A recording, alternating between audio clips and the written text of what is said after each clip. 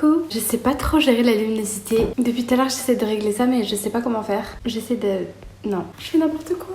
Une nouvelle vidéo, Meet My Elder. Je vais me présenter. Ça fait super bizarre de dire ça parce que... Je vais vous expliquer. J'ai le TDI, si vous ne le saviez pas. Christina, donc l'hôte, a commencé à faire des vidéos sur le TDI il y a de ça 3 ans à peu près. Et elle a fait un peu une pause en fait de vidéos de TDI il y a à peu près 1 an de ça. Et on a repris il y a très peu de temps pour parler du TDI. Et c'est vrai que parce qu'il y a eu beaucoup de changements dans notre vie, ça a créé énormément de changements dans le système. Et de mouvements aussi au niveau des haltères. Et certains n'étaient peut-être plus prêts à se présenter et tout. Il y a eu beaucoup de changements. On savait pas trop en fait comment se positionner par rapport à notre trouble. Et comment en parler, comment revenir et en parler, comment nous-mêmes le gérer parce que c'est compliqué de gérer quand il y a un changement d'hôte. Il y a eu un changement d'hôte, enfin plutôt une fusion entre l'ancienne hôte et une altère, bref. Eleanor et Christina, qui forment maintenant Christina que vous connaissez. Et en fait, on avait pas mal parlé avec les autres altères pour se dire est-ce qu'on reprendrait pas les vidéos TDI et tout, et peut-être même les vidéos présentation, parce qu'on était plusieurs à vouloir potentiellement parler, reprendre la caméra. Vous avez pu me voir par le passé, mais pas vraiment sous cette forme entre guillemets, parce que je suis moi-même une fusion d'altères entre 2 altères sociales, en fait nos 2 anciennes altères sociales qu'on avait, qui étaient Mina et Ophélia, qui font que je suis moi, Lia. Je vais un petit peu plus parler de comment ça s'est passé, pourquoi... qui je suis maintenant après, mais d'abord je voulais faire un petit point pour parler TDI. Ah non, d'abord il faut parler de la sponsor. Petit point sponsor. Le sponsor de cette vidéo c'est la marque Evenco. Evenco, vous le savez, c'est mon sponsor chouchou, même si bon j'aime pas trop faire des différences avec les marques, mais quand même Evenco, faut qu'on se le dise. Je pense que c'est la marque avec qui je préfère collaborer le plus. Et c'est aussi, je pense, la marque que vous préférez que je vous présente parce que forcément il y a toujours des codes promo pour vous, donc c'est super avantageux. Mais avant qu'on parle des codes promo, on va parler un peu plus de la marque si jamais vous ne savez pas ce que c'est Evenco, même si je pense que vous êtes à peu près tous au courant maintenant. Evenco, c'est une marque de culottes menstruelles. Une culotte menstruelle, c'est quoi? C'est ça ou encore ça. Je vais pas faire tous mes modèles parce que j'en ai énormément. Des culottes menstruelles, tout simplement, ça remplace toutes les autres protections hygiéniques dont vous pourriez avoir besoin. Il n'y a pas besoin d'utiliser de serviettes hygiéniques, de tampons ou quoi que ce soit quand on utilise des culottes menstruelles, tout simplement. Pourquoi on n'en a pas besoin? Parce qu'en fait, ce sont des culottes un peu spéciales qui ont un rembourrage épais du haut de la culotte jusqu'au tout derrière. Qui vous permet d'absorber tout le sang et ce pendant jusqu'à 12 heures en fait. Donc vous pouvez tenir 12 heures avec une culotte Evenco. Je trouve ça tellement plus pratique pour plein de raisons. Premièrement, déjà le rembourrage du coup qui va servir à absorber le sang absorbe beaucoup le sang et il monte, comme je le disais, jusqu'en haut de chaque côté. Moi c'était un problème que j'avais avec les serviettes hygiéniques. Je n'ai jamais utilisé de tampon de ma vie. Je ne sais d'ailleurs pas comment on en met. Enfin je sais techniquement mais je l'ai jamais fait. J'ai toujours utilisé que des serviettes hygiéniques et ça me causait plein de problèmes. Déjà ça glissait, surtout quand il fait chaud en été, ça glisse, ça se décolle de la culotte.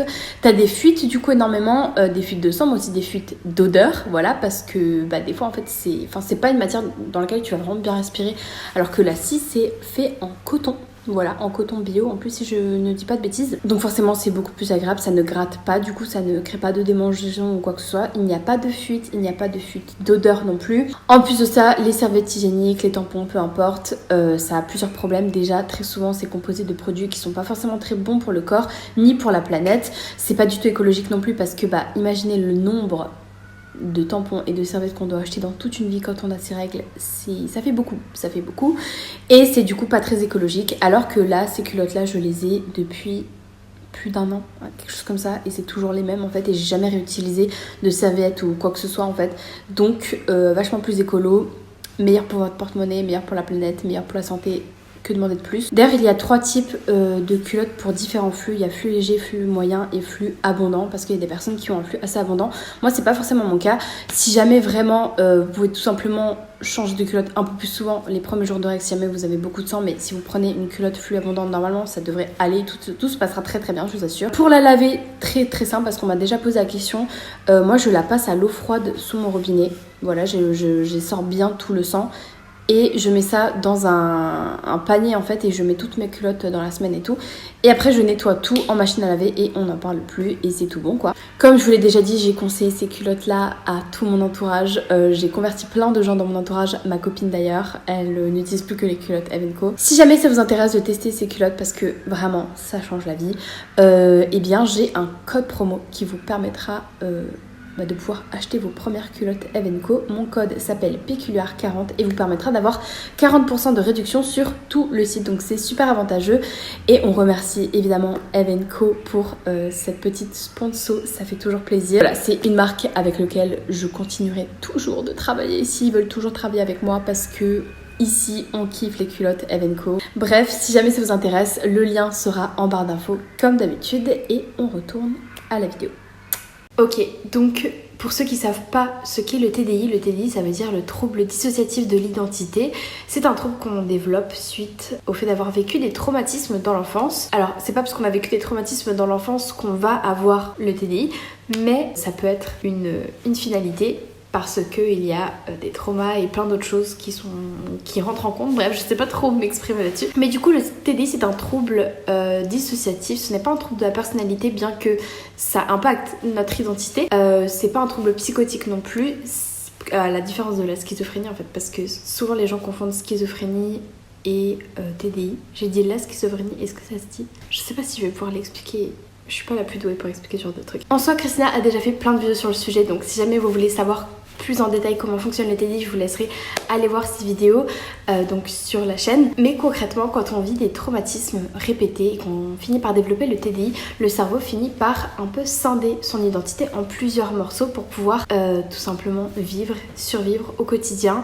Et c'est ces différents morceaux-là qui vont interagir dans la vie quotidienne et qui vont permettre de prendre en charge certaines choses. Par exemple, un haltère ne va pas prendre en charge la même chose qu'un autre haltère du système et ainsi de suite. Par exemple, l'haltère haute, c'est l'haltère qui fronte, qui est du coup dans le corps et qui prend le contrôle du corps en soi le plus souvent. Donc chez nous c'est Christina et avant c'était l'ancienne Christina qui n'est pas la même du coup puisqu'il y a eu une fusion. On a plein d'autres haltères que vous avez déjà vus sur la chaîne par le passé et je faisais partie aussi de ces haltères là en tant que haltère sociale. Je gérais donc tout ce qui était les interactions sociales etc. parce que Christina l'ancienne était très timide, très introvertie, avait beaucoup d'anxiété sociale aussi qu'elle avait du mal à gérer, même elle le vivait par des symptômes physiques, voilà, très souvent mal au ventre, envie de vomir, etc. Moi ce n'est pas mon cas, je suis quelqu'un qui est tout le temps enjouée, hyper excitée, etc. J'ai pris quelques notes pour un peu essayer de faire ça dans l'ordre parce que je suis quelqu'un qui m'éparpille énormément. Présentation globale, je m'appelle Lia, je suis une fusion entre Mina et Ophélia qui étaient du coup les deux anciennes haltères sociale du système. Je suis moi-même du coup haltère sociale et du coup pourquoi est-ce qu'on a eu une fusion? Je pense que c'est parce que suite à tous les changements qu'il y a eu l'année dernière dans notre vie, des gros changements qui ont impacté nos interactions sociales, notre façon d'être, etc. Ça a créé beaucoup de bouleversements et je pense que cette fusion est survenue car Christina, l'hôte actuelle, la nouvelle, puisqu'elle a fusionné avec Eleanor qui était une femme qui n'avait pas du tout peur de quoi que ce soit, qui avait très confiance en elle et qui a très confiance en elle. Cette part-là maintenant fait partie de Christina, ce qui fait que Christina a quand même beaucoup moins d'anxiété sociale, voire plus du tout. Elle est beaucoup moins timide, elle reste une personne introvertie, mais elle a moins de mal avec les interactions sociales, donc elle avait moins besoin que Mina ou Ophélia soient présentes. Et je pense que c'est en partie ce pourquoi on a fusionné Mina et Ophélia pour faire moi. C'est vrai que c'est pas très original, au final on s'appelle Lia, Ophélia, Mina, bref. Mais c'était le prénom qui paraissait le plus cohérent, qui m'a appelée, voilà. Je pense aussi que s'il y a eu une fusion, c'est peut-être parce que Mina et Ophélia étaient deux haltères sociales. Je pense qu'on en avait besoin de deux à l'époque parce que comme dit, Christina l'ancienne qui était haute avait beaucoup de mal avec les interactions, donc il y avait beaucoup besoin d'aide. Aussi Mina et Ophélia se ressemblaient énormément, donc je pense que pour le cerveau c'était plus logique de les combiner toutes les deux, ce qui fait que je suis moi maintenant et je fronte beaucoup moins qu'avant en tant que Ophélia et Mina. Après ça m'arrive de front, mais en général j'ose pas le dire. En fait je crois que tous les haltères n'osent plus du tout dire quand ils frontent et préfèrent le masque. Pour ma part je crois que c'est parce que j'ai un peu honte ou peur qu'on me comprenne pas ou qu'on me trouve gênante. J'assume ce que je suis, la personne que je suis, etc.